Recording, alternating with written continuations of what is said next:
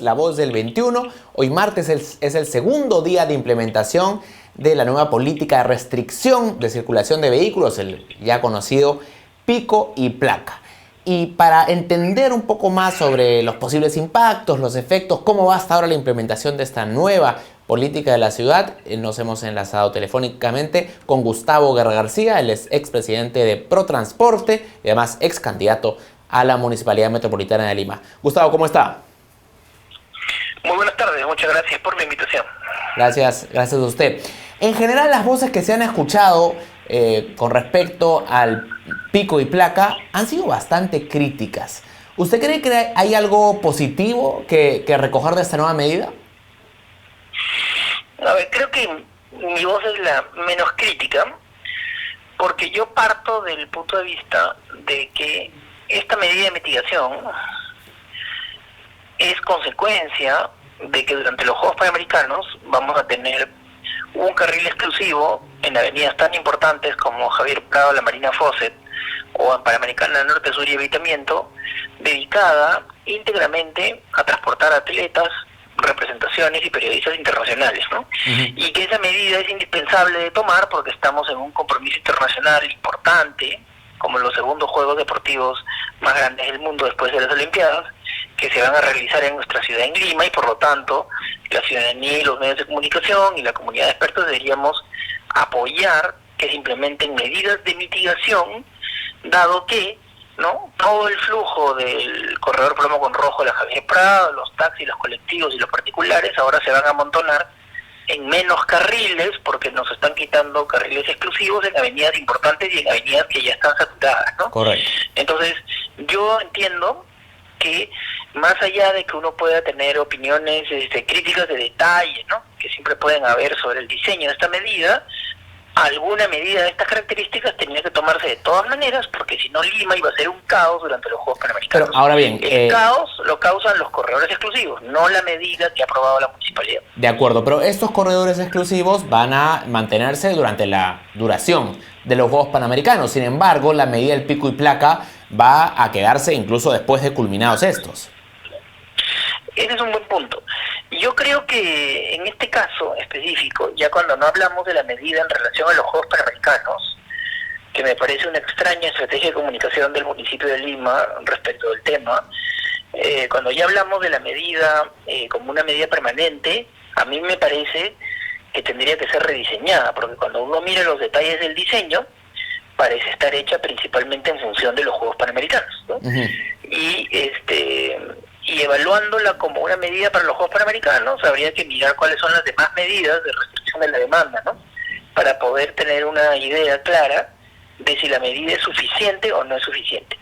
Si ya pasáramos a analizarla como una medida permanente, yo lo que entiendo es que lo que va a ser permanente es que hay una política que el municipio de Lima está analizando, por el cual los buses de los corredores complementarios son los que van a pasar a operar en los carriles exclusivos de los Juegos Panamericanos.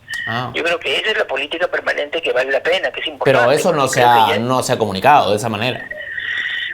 Pero yo entiendo que, digamos, los Juegos Panamericanos son el paso previo de una implementación superior del proyecto de los corredores complementarios, que con carriles exclusivos y buses de 9 y 12 metros funcionarían bastante bien, y eso permitiría que las mayorías en Lima, el 70% de la población, pueda ir en transporte público. En todo caso, a mí me parece que eso es lo que va a ocurrir, ¿no? Y eso yo lo veo positivo. De acuerdo. Ahora bien, pico y placa, ya como medida permanente, no es una medida necesariamente mala, pero sí es discutible, ¿no? A mí me parece que antes de implementar una medida tipo pico y placa, tendrían que tomarse, digamos, medidas de menor cobertura de intervención, de más fácil implementación y que podrían tener resultados parecidos, ¿no? Entonces, por ejemplo, si el 72% de las intersecciones, del espacio de las intersecciones, está ocupada por taxis, colectivos o piratas, yo creo que entonces, obviamente, lo principal que hay que controlar no es el vehículo privado, que ocupa el 28% restante del espacio de las intersecciones, sino los taxis, ¿no? Correcto. Entonces, en ese sentido, yo creo que antes de establecer un pico y placa permanente, tendríamos, por ejemplo, que ponerle un control al padrón de taxis, ¿no?, como hizo la actual ministra María Jara cuando era jefe de GTU, que cerró el padrón de taxis, ¿no?, en 120.000 vehículos y 100.000 choferes, ¿no? Y a partir de ahí se hace el esfuerzo de racionalizar el funcionamiento de los taxis, ¿no? Entonces, digamos que hubieran hoy día 100.000 taxis formales y 100.000 piratas. Invitas a los piratas a formalizarse y estableces un esquema de rotación, ¿no? O sea, de 6 de la mañana a 6 de la tarde, la mitad de los taxis, los más antiguos, los que se escribieron primero, y de 6 de la tarde a 6 de la mañana los demás. Entonces, todos trabajan, pero tienes la mitad de los taxis en cada momento del día, ¿no? Ese es un esquema de rotación en el cual se preservan todos los empleos, pero puedes tener un alivio en el tráfico porque el grueso de la congestión no la causa el vehículo particular que se mueve 7 kilómetros, por más que sean 1.200.000, ¿no? Sino lo causan los taxis y los colectivos. Colectivos y piratas, que son los que congestionan el 72% del espacio en las intersecciones de las avenidas saturadas. Hablando de la medida de pico y placa en particular, la que ha sido implementada, que hay quienes han manifestado que ante esto hay gente que podría comprar un segundo carro, otros manifiestan que los usuarios de vehículos van a ya no ir, por ejemplo, por la vía expresa de Plaza de la República, sino congestionar vías alternas. Y ante estas posibilidades, ¿puede ser el caso de que termine redundando en una mayor congestión vehicular, una medida de esta naturaleza? Muy difícil, de nuevo.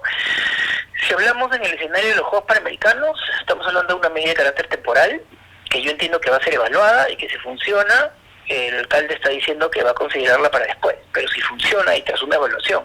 Entonces, en los Juegos Panamericanos, por 3 semanas o un mes, nadie va a comprar un segundo carro, ¿no? Y además nadie va a comprar un segundo carro porque la medida es una medida quirúrgicamente diseñada solo para afectar unas cuantas avenidas y unas cuantas horas, ¿no? Entonces, esta no es una medida masiva de pico y placa como hay en otras ciudades, como en Bogotá, ¿no? Que la medida afecta a toda la ciudad y afecta todo el horario, ¿no es cierto?, todo el día, no unas cuantas horas. Entonces, lo que yo creo es que estamos, digamos, discutiendo no en los términos que se debiera discutir, ¿no? O sea, lo que estamos enfrentando es, va a haber un carril menos en vías saturadas, ¿no es cierto? Ese es el problema principal que causa que tengamos que tomar medidas de mitigación, ¿no es cierto? La pregunta es entonces, ¿esta medida de mitigación es suficiente o no es suficiente? Para mí esa es la pregunta principal.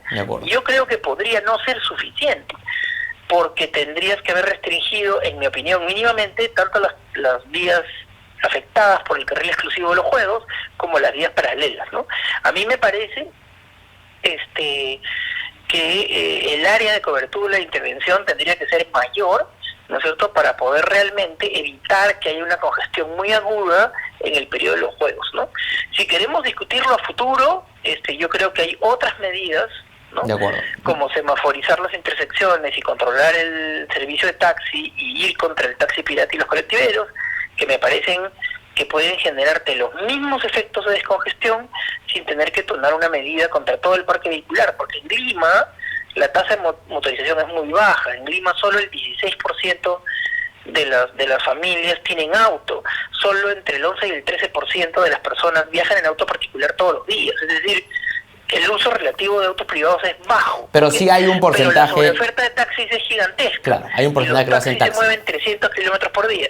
Entonces yo creo que lo primero que hay que hacer en Lima es controlar al taxi pirata, controlar al colectivero y poner orden y cerrar el padrón de taxi formal, ¿no es cierto? Y luego, si eso no alcanza, si la semaforización en las intersecciones que faltan, que son como 2.000 o 3.000 intersecciones que deberían estar semaforizadas con sistemas inteligentes y no lo están, recién entonces deberíamos evaluar un esquema de pico y placa que tiene el efecto que tú dices, ¿no? Que si lo pones como medida permanente, la clase media alta, que es pequeña, va a comprar un carro segunda mano o un carro nuevo con la placa, la otra, ¿no? Para poder circular todos los días en auto de acuerdo a su estatus. De acuerdo. Ahora, está claro que lo que usted manifiesta es que la secuencia de intervenciones debería haber ido de otra manera, priorizando otras intervenciones primero, pero sí, ya que en el futuro, ¿no? En el futuro, porque en el corto plazo sí es indispensable, ¿eh?, algún tipo de pico y placa. De acuerdo. Por los Juegos Panamericanos. En el futuro inmediato. Que todo el mundo lo tenga claro, ¿no? Ajá. ¿Cree usted que tenemos como ciudad la capacidad de fiscalizar que se cumpla esta medida? Porque estamos hablando de corredores muy grandes: Panamericana Norte, Evitamiento Panamericana Sur, la vía expresa Javier Prado. ¿Podemos realmente fiscalizar el cumplimiento? ¿Estamos en esa capacidad? A ver, aquí lo interesante es que hay dos medidas nuevas que nunca se han implementado, que se van a poner en práctica ahora, ¿no? Las dos medidas nuevas son, primero, se va a poner en funcionamiento corredores exclusivos como por 150 kilómetros, cosa que no se ha hecho antes en esta extensión, ¿no? El corredor segregado del metropolitano son solo 27 kilómetros. O sea, esto es algo nuevo. Ese funcionamiento de corredores exclusivos va a ser un aprendizaje medio heroico que se va a tener que hacer para los juegos y en el de toda la población debe colaborar. Entonces, número uno, hay un desafío para gestionar bien todas las intersecciones con las que se cruza el corredor exclusivo, porque no basta que en cada cuadra el bus vaya rápido de los atletas, me refiero, ¿no? Porque hay corredor exclusivo, sino también tiene que estar muy bien coordinada toda la gestión de las intersecciones con las avenidas transversales, ¿no? Desde las villas donde duermen los atletas hasta las sedes de competencia. Ya, eso nada más ya es un enorme desafío de gestión de tráfico. Y en segundo lugar, se va a tener que administrar un pico y placa parcial que no se ha implementado en ninguna parte de esta forma, quirúrgicamente diseñado para mitigar la primera medida. Entonces tú tienes razón, los dos son desafíos importantes y son un desafío doble porque dos cosas nuevas se van a implementar al mismo tiempo. Ahora, en ese sentido, la principal falla que hay es que esto se ha debido comunicar con mucha más anticipación, porque lo que se requiere para este funcionamiento es el compromiso voluntario de la mayor parte de conductores de vehículos privados que deben estar convencidos de tener una actitud de colaboración, porque nos estamos jugando la imagen del país en unos Juegos Panamericanos que son para Lima y para todo el Perú un motivo de orgullo, ¿no? Y que por lo tanto aquí esto se hace no principalmente por la vía de la fiscalización, sino por la vía de la comunicación y el convencimiento y la invitación a todos los limeños de que se vayan de viaje, o a Chosica, o a Cieneguilla, o a donde sea, ¿no es cierto? Que se vayan de viaje a Lima, que haya feriados públicos, feriados estatales y todas las medidas posibles para bajar la demanda cuando nos están quitando un carril por la necesidad de los juegos. Pero precisamente creo que el aspecto comunicacional no se ha manejado de la mejor manera. La ordenanza fue aprobada a fines de la semana pasada y desde el lunes entra en vigencia. ¿Es posible hacer una implementación ordenada con tan poco tiempo? Yo creo que sí, en la medida en que estamos en una semana en la que no se aplican las multas y la aplicación que se está haciendo es una prueba. Una marcha blanca. Sí, no sé si marcha blanca sea la forma de expresarlo, porque marcha blanca normalmente es cuando tú no cobras por un servicio nuevo, ¿no? Y acá no estás haciendo un servicio nuevo, acá se está haciendo una restricción vehicular que la población de Lima, sobre todo los conductores de esta minoría de ciudadanos que tienen auto privado en su casa, que tienen que acatar, porque nos estamos preparando para aplicar esta medida durante los Juegos Panamericanos. Entonces,